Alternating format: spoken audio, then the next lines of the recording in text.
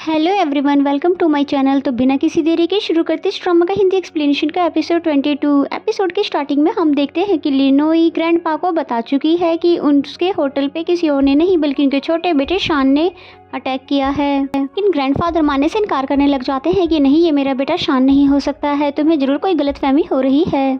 अगर मेरा बेटा होगा तो मैं उसे जरूर डांटूंगा। जिस पे लिनोई ने बोला कि इसमें आपका बेटा ही नहीं बल्कि आपका ग्रैंडसन यांग भी मेरे होटल को बंद करवाने के पीछे पड़ा हुआ है। और फिर यांग की पूरी प्लानिंग उन्हें बताने लग जाती है, जो कि उसे कैन ने बताया था। यांग ये सब इसलिए कर रहा है ताकि वो आपके रेस्टोरेंट को एक चेन रेस्टोरेंट में बदल सके, क्योंकि उसे पता है कि वो एक न एक दिन सूजी को हेड शेफ की पोजीशन से हटा ही देगा। इसके बाद आपके रेस्टोरेंट को किसी इंटरनेशनल रेस्टोरेंट के साथ बेच देगा। लिनोई की सारी बातें सुन के ग्रैंडपा पहले तो नाराज होते हैं और फिर कहने लग जाते हैं कि मैं उन दोनों को समझा दूंगा, और रही बात तुम्हारी तो तुम ये बात किसी को भी मत बताना, और इसके बदले में मैं तुम्हारा रिव्यू फेयरली पास करवा दूंगा। तो ये सुनकर लिनोई बहुत ज्यादा खुश हो जाती है। एंड देन नेक्स्ट सीन में हमें लिनोई और जिंगजिंग को साथ में दिखाते हैं, जो कि बहुत ज्यादा खुश हो रही थी और सेलिब्रेट कर रही थी क्योंकि फाइनली इनका रेस्टोरेंट रिव्यू पास हो चुका है। और फिर तभी यहाँ पर जियांग भी आ जाता है और पूछता है क्या मेरे लिए यहाँ पर कोई जॉब है, जिस पे तो लिनोई और भी ज्यादा खुश हो जाती है। देन जब लिनोई बाहर बैठी थी और जियांग रेडी होकर आता है तो लिनोई बस उसको देखती ही रह गई, क्योंकि लिनोई उसको पसंद जो करने लगी है और फिर बहुत ही प्यार से उसकी ड्रेस को ठीक भी करने लग जाती है। एंड देन नेक्स्ट सीन में हमें ग्रैंडपा और यांग को दिखाया जाता है, जहाँ पर ग्रैंडपा बहुत ज्यादा गुस्सा कर रहे होते हैं कि आखिर तुम मेरे रेस्टोरेंट को क्लोज करवाने की सोच भी कैसे सकते हो। तुम्हें क्या लगता है तुम्हारी हरकतों पर मेरी नजर नहीं है? मैं बीमार हूँ या बूढ़ा हो चुका हूँ? तुम्हारी इन हरकतों के बारे में मुझे कभी भी पता नहीं चल पाएगा। मुझे अंधा समझ कर रखा हुआ है क्या? जिस पे यांग कुछ भी नहीं बोलता, बस कंटिन्यूसली माफी मांगने लग जाता है कि आइंदा से मैं ऐसा कुछ भी नहीं करूंगा। नेक्स्ट सीन में हमें यांग को मिस जॉय के साथ दिखाया जाता है, जहाँ पर यांग कहता है वैसे ये प्लान तो हमने सिर्फ कैन की सिस्टर के साथ डिस्कस किया था, लेकिन ये बात लिनोई तक कैसे पहुंची। एंड द नेक्स्ट सीन हमें नेक्स्ट डे का दिखाया जाता है, जहां लिनोई अपने फादर के साथ ब्रेकफास्ट कर रही थी कि तभी उसे कॉल आती है कि उसके रेस्टोरेंट के बाहर बहुत ही ज्यादा भीड़ खड़ी हो गई है। इसलिए लिनोई भागते हुए अपने रेस्टोरेंट के बाहर आती है और फिर जैसे ही देखती है यहाँ पर तो बहुत सारी लड़कियां ही है, जो कि सभी रेस्टोरेंट खुलने का वेट कर रही थी। कि तभी यहाँ पर जिंगजिंग आ जाती है और बताती है कि ये सभी लड़कियां जियांग के आने का वेट कर रही है, क्योंकि ये सभी जियांग की बिग फैन है। और फिर तभी जियांग भी यहाँ पर आ जाता है और जियांग को देखते ही वो सारी लड़कियां उसके पास आ जाती है और बहुत ही ज्यादा खुश भी होने लग जाती है और एक्साइटमेंट में उसके साथ पिक्स भी क्लिक करने लग जाती है। वहीं खड़ी लिनोई भी बहुत ज्यादा खुश होती है कि जियांग की फैन फॉलोइंग तक इतनी ज्यादा है कि तभी जियांग उसके पास आकर बोलता है कि डोर को ओपन करो। देन रेस्टोरेंट को ओपन कर दिया जाता है और लिनोई किचन में जियांग के साथ काम कर रही होती है और साथ ही सोच रही होती है कि अब उसको उसका साथ टाइम स्पेंड करने का मौका मिलेगा। लेकिन जियांग की फैंस तो उसे बार बार बाहर बुलाने लग जाती है, कभी उसके खाने की तारीफ करने के लिए तो कभी उसके साथ फोटो क्लिक करवाने के लिए। इसलिए लिनोई को बहुत ज्यादा गुस्सा आ जाता है। एक्चुअली उसको ज्यादा जेलसी हो रही थी, इसलिए जब दोबारा उनको बाहर बुलाया जाता है तो लिनोई से बाहर आकर पूछती है कस्टमर से कि मैं आपकी क्या मदद कर सकती हूँ। लेकिन वो सभी लड़कियां बोलती है कि हमें तो जियांग से मिलना है। तो ये सुनकर वो फिर से जेलस हो जाती है। ये लड़कियां बार बार कैसे जियांग की डिमांड कर रही हैं, और ये सब देख कर जियांग भी हंस रहा होता है। और फिर लिनोई जैसे ही अंदर जाने लगती है कि तभी इनके यहाँ का एक रेगुलर कस्टमर आया। इसे देखते ही लिनोई ने वेलकम किया और फिर ये दोनों हंसी मजाक करने लगे। और इस बार तो जियांग बहुत ही ज्यादा जेलस हो जाता है कि ये कस्टमर कौन है और ये कब से यहाँ पर आ रहा है। तभी जिंगजिंग वहाँ आ जाती है और बताती है कि ये कस्टमर पूरे 1 महीने से हमारे रेस्टोरेंट में आ रहा है। ये सिर्फ लिनोई के हाथ का बना खाना ही खाना पसंद करता है, जिस पे तो जियांग को बहुत ही ज्यादा गुस्सा आ जाता है और फिर बोलता है कि मुझे उम्मीद है कि यहाँ पर ये सिर्फ खाने की वजह से आता हो, ना कि लिनोई की वजह से। लेकिन जिंगजिंग को कुछ समझ नहीं आता और वहाँ से चली जाती है। और फिर जैसे ही लिनोई अंदर आती है तो जियांग उससे पूछने लग जाता है कि ये मेल कस्टमर कौन था, क्या तुम दोनों के बीच में कुछ चल रहा है। जिस पे लिनोई ने बोला कि ऐसा कुछ भी नहीं है और वो तो सिर्फ मेरा एक कस्टमर है। तो उसकी बातें सुनकर फाइनली जियांग थोड़ा शांत होता है। और फिर जैसे ही रात होती है और सारे कस्टमर जा चुके थे और लिनोई बस रेस्टोरेंट को बंद करने ही वाली थी, तभी वही मेल कस्टमर आ जाता है और बोलता है कि मिस लिनोई, मुझे आपसे कुछ इम्पोर्टेंट बात करनी है।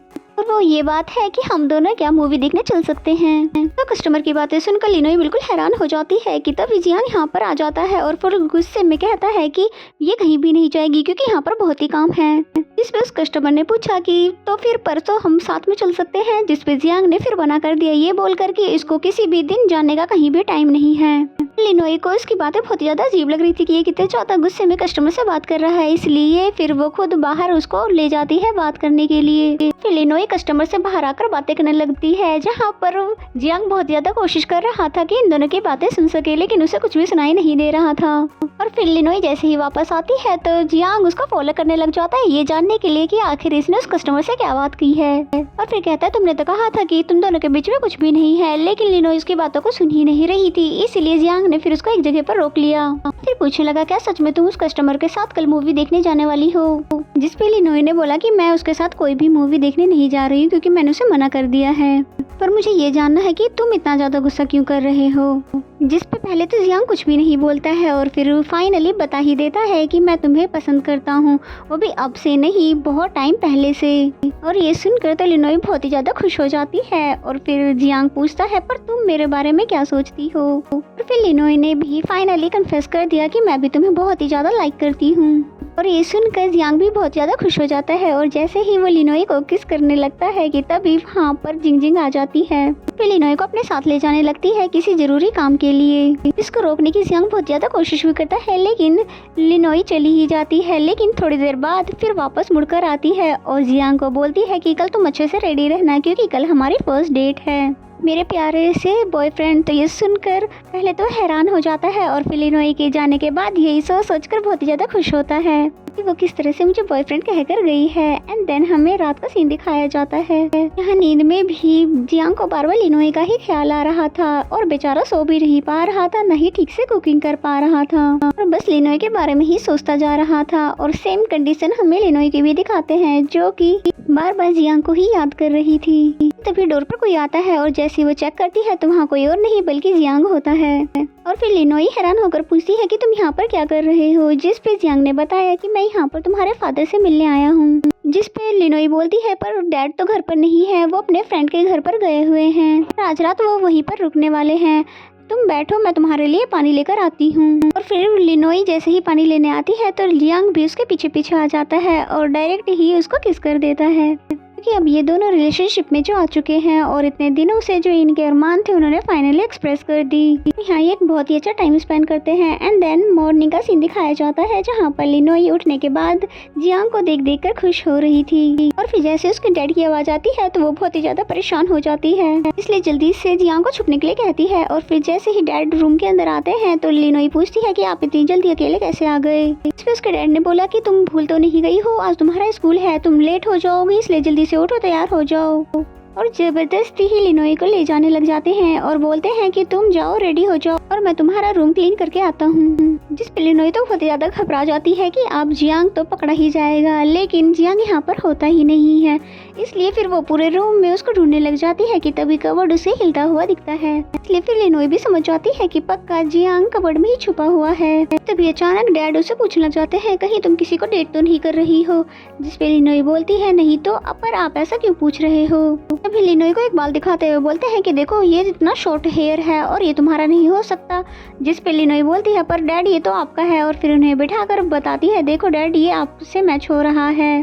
और फिर मौका देखते ही जियांग यहाँ से निकल जाता है, लेकिन वो अपना कोट यहीं पर भूल जाता है जिसे फिर बाद में लिनोई देने के लिए जाती है। और फिर बहुत ही प्यार से लिनोई को बाय करने के बाद यहाँ से चला जाता है। एंड देन नेक्स्ट सीन में हमें ग्रैंडपा को दिखाते हैं जो कि यांग से पूछ रहे होते हैं क्या तुम अपनी मैनेजर को डेट कर रहे हो, क्योंकि ऐसा मुझे कुछ लोगों से सुनने के लिए मिला है। जिस पे पहले तो यांग डर जाता है और फिर मुस्कुरा कर बोलता है कि नहीं नहीं ग्रैंडपा ऐसी कोई भी बात नहीं है, मैं मैनेजर जोए को कैसे डेट कर सकता हूँ। जिस पे सूजी मुस्कुराती है क्योंकि उसको भी पता है कि यांग झूठ बोल रहा है। तभी ग्रैंडपा ने बोला कि ठीक है फिर तो मैं तुम दोनों के लिए बहुत ही जल्दी लाइफ पार्टनर ढूंढने वाला हूँ। नेक्स्ट सीन में हमें जियांग को दिखाते हैं जो कि बहुत ही प्यार से लिनोई के लिए लंच बॉक्स रेडी कर रहा था।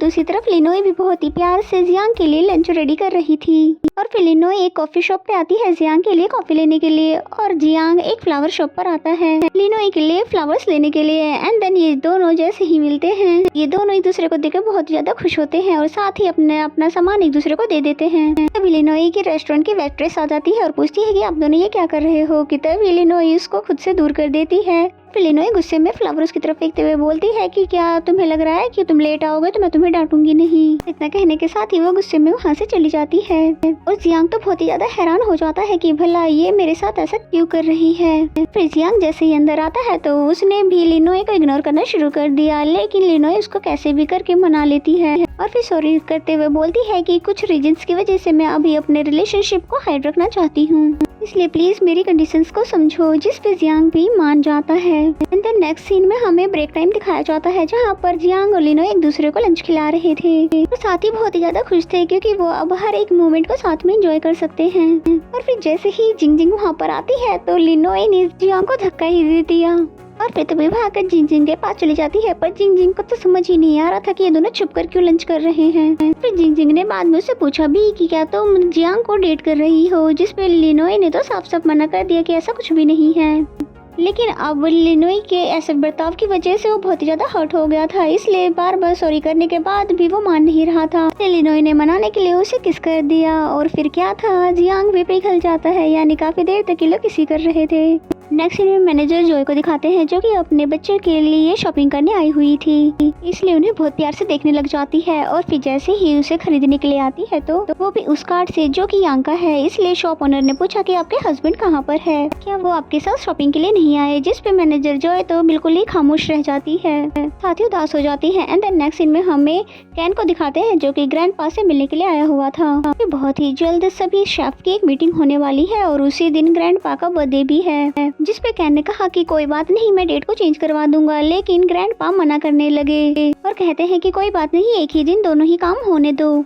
फिर सूजी को दिखाते हैं जो कि बहुत ज्यादा गुस्सा हो रही थी कि कैन आखिर ग्रैंडपा से मिलने क्यों आया है, कि तभी यहाँ पर वही पर्सन आ जाता है जो कि रेस्टोरेंट में जियांग से मिला था और ये मिस्टर काव है जो कि सूजी को बताने लगते हैं कि तुम्हारे ग्रैंडफादर ने मुझे तुम्हारे लिए चूज किया है ताकि मैं तुम्हारे साथ डेट कर सकूं। लेकिन सूजी को ये बात बिल्कुल भी अच्छी नहीं लगती है, जिस पे मिस्टर काव बोलते हैं कि देखो हम दोनों एक परफेक्ट मैच बन सकते हैं। तभी यहाँ पर कहना जाता है जो कि हैरान हो गया सूजी को किसी और के साथ देखकर। सूजी भी उसे देखकर समझ जाती है कि ये जेलस हो रहा है, इसलिए उसे और जलाने के लिए ग्रैंडपा से बोलती है कि मिस्टर काव मुझे बहुत ज्यादा पसंद आए और क्या मैं इनको अपना रूम दिखा सकती हूँ, जिस पे ग्रैंडपा ने बोला कि बिल्कुल। और फिर सूजी मिस्टर काव को लेकर यहाँ से चली गई। बेचारा कैन तो बस खामोश होकर देखता रहा। एंड देन नेक्स्ट सीन में हम मैनेजर जॉय को दिखाते हैं जो कि यांग से पूछ रही होती है कि तुम कहाँ पर जा रहे हो, जिस पे यांग बताता है क्योंकि ग्रैंडपा ने मेरी ब्लाइंड डेट अरेंज की है। और ये सुनकर मैनेजर जॉय तो बहुत ज्यादा हैरान हो जाती है, जिस पे यांग बोलता है मैंने तुम्हें अपना कार्ड दे तो रखा है, इसलिए तुम खुश रहा करो और उसे यूज किया करो, क्योंकि अब हम दोनों रिलेशनशिप में नहीं रह सकते। इसलिए ये कहकर वो वहाँ से चला जाता है और बेचारी मैनेजर जॉय तो बस खड़ी ही रह जाती है और उसको रोककर बता भी नहीं पाती है।